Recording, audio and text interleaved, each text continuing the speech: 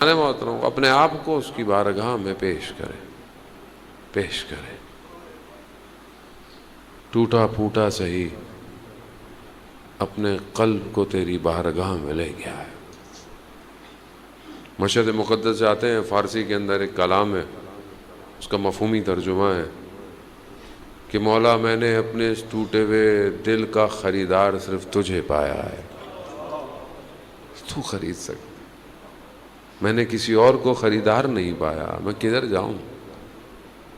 یا امام رضا خدا انشاءاللہ ہم سب کو مشہد کی زیارت نصیب فرمائے۔ امام رضا کی زیارت آپ جانتے ہیں نا، سید الشہداء کی زیارت سے زیادہ ثواب رکھتی ہے۔ تعجب کرتا ہے نا امام کی کربلا کی زیارت امام رضا کی، کہا ہاں روایات ہیں، کیوں؟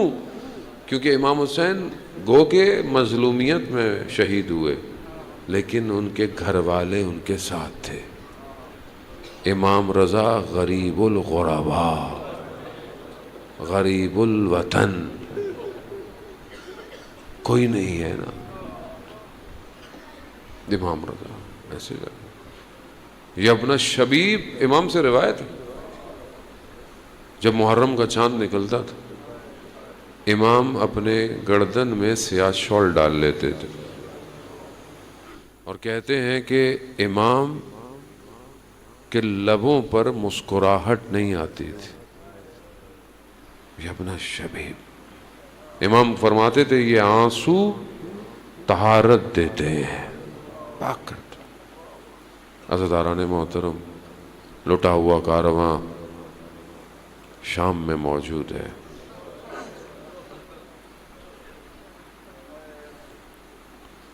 مائیں اپنے بچوں کی یادوں میں روز عاشور سختیاں بہت تھیں مگر ایک بدن اتنا بھاری ہو گیا کہ امام ایک قدم اٹھاتے ہیں ایک قدم پیچھے اٹھاتے ہیں۔ حاج مرزوق بہت بڑے مرثیہ خواں، مصائب روزہ خواں، بڑی عزاداری عراق میں۔ لوگ کہتے تھے کہ آپ تہران آ جائیں اور وہاں بھی عزاداری کریں، نہیں جاتے تھے۔ خواب میں سید الشہداء کو دیکھا، امام نے کہا حاج مرزوق تہران جاؤ عزاداری کرو۔ تہران پہنچے، عزاداری کی۔ حسین یکتا کہتے ہیں کہ ان کی زندگی کے آخری ایام تھے، میں ان کی خدمت میں حاضر ہوا تو انہوں نے مجھے بتایا کہ میں بخار میں مبتلا تھا، بخار، ٹیمپریچر، جس کی وجہ سے میرا گلا خشک ہو گیا۔ میری 3 بیٹیاں تھیں، راضیہ، مرضیہ، فاطمہ۔ میں نے تینوں کو ایک ایک کر کے بلایا۔ میں نے کہا راضیہ بیٹا پانی دینا، تو میں نے دیکھا ایک نقاب پوش خاتون تشریف لائی۔ میں نے پھر کہا مرضیہ، وہ خاتون تھوڑا اور آگے بڑھی۔ میں نے کہا فاطمہ بیٹا، خاتون نے حجاب سے پانی کا گلاس نکالا، کہا حاج مرزوق ساری زندگی تم نے ہمارے بیٹے کی نوکری کی ہے، ہم خود آ گئے نا پانی دینے کے لیے۔ کہا بی بی میں جانتا ہوں مگر ادب کا تقاضا یہ ہے۔ کہا نہیں پانی پیو۔ کہتے ہیں پھر بی بی نے مجھ سے کہا حاج مرزوق ہمارے لیے مصائب نہیں پڑھو گے؟ میں نے کہا بی بی میں قربان آپ پر، مگر بیماری کی وجہ سے ڈاکٹروں نے مجھے منع کیا ہے، لیکن آپ حکم کریں کون سی مصیبت پڑھوں؟ ماں ہے، ماں اپنے بیٹے کی مصیبتوں کو پہچانتی ہے۔ اور بی بی نے کہا کہ حاج مرزوق علی اصغر کی مصیبت پڑھو۔ علی اصغر چھوٹا سب سے چھوٹا شہید ہے، لیکن دشمن کے چہرے کا نقاب کھینچ گیا۔ باب الحوائج حاجتوں کا دروازہ ہے۔ باب الحوائج، مجھے نہیں پتا آپ کتنا جناب علی اصغر سے توسل کرتے ہیں۔ علماء بیان کرتے ہیں، بڑے بڑے علماء، جب ہم پھنس جاتے تھے تو ہم کربلا کے اس چھوٹے شہید سے توسل کرتے، یہ بڑے بڑے کام کھول دے۔ حاجتوں کا دروازہ ہے۔ خدا جناب علی اصغر کے صدقے بیمار بچوں کو شفا دے، بے اولادوں کو اولاد دے، جن کو اولاد نرینہ چاہیے انہیں اولاد نرینہ دے۔ جناب علی اصغر سے مانگا کریں۔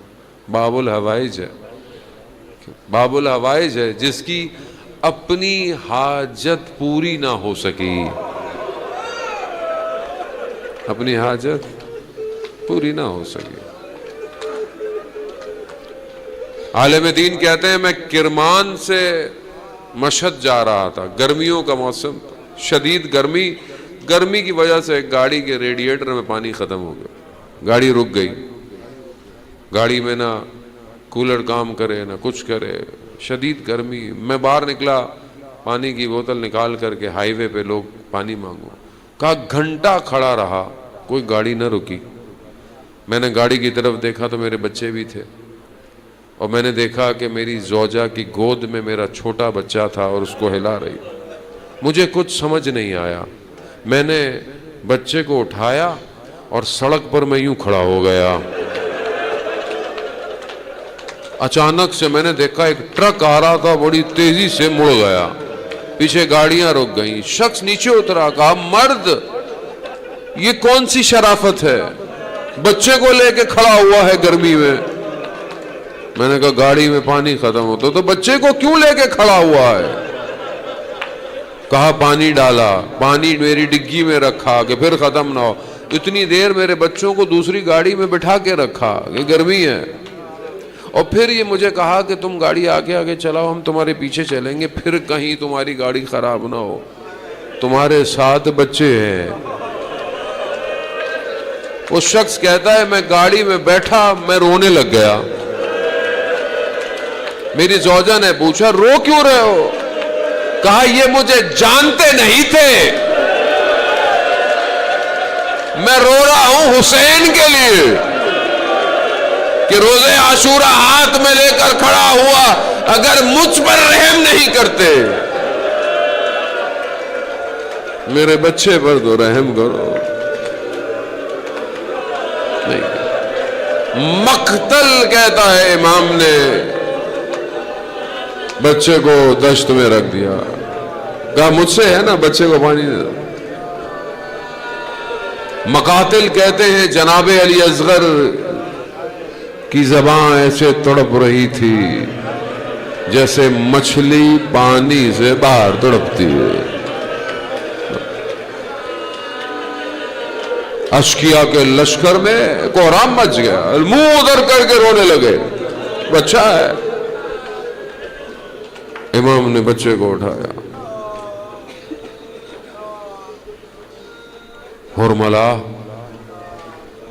بچے کو پانی پلا دو۔ تیر کا وزن بچے کے وزن سے زیادہ تھا، تیر آیا بچے کی گردن پہ لگا۔ بعض مقاتل کہتے ہیں بچے نے اپنے آپ کو پلٹا دیا کہ بابا میری طرف نہ دیکھے، اب میں قربان جاؤں۔ اس ماں پر جو خیمے میں انتظار کرتی رہی، بچے والے ہیں نا آپ، چھوٹے بچے، خدا حفاظت کر، بچہ بیمار ہو اور باپ بچے کو لے کر گھر سے جائے، ماں گھر پہ ہو نا دروازے پہ کھڑی رہتی ہے، کب آئے گا، کیسا ہوگا، کیسا آئے گا۔ سلام اس ماں پر، بچہ بعض مقتل کہتے ہیں بچہ خیموں میں گیا لیکن امام نے فوراً واپس لے لیا، ورنہ ماں کی روح پرواز کر جاتی ہے۔ خیموں کے پیچھے چھوٹی سی قبر بنا دی، علی اصغر کو دفنا دیا، امام سے کھڑا نہ ہوا گیا، کھڑا نہیں ہوا۔ آواز آئی حسین کھڑے ہو گئے، ننھی سی قبر بنا کر دامن کو جھاڑ کر حسین اڑ گئے۔ مصیبت ختم نہیں ہوئی، شام غریباں انہوں نے بدن گننا شروع کیے، مصیبت ختم نہیں ہوئی۔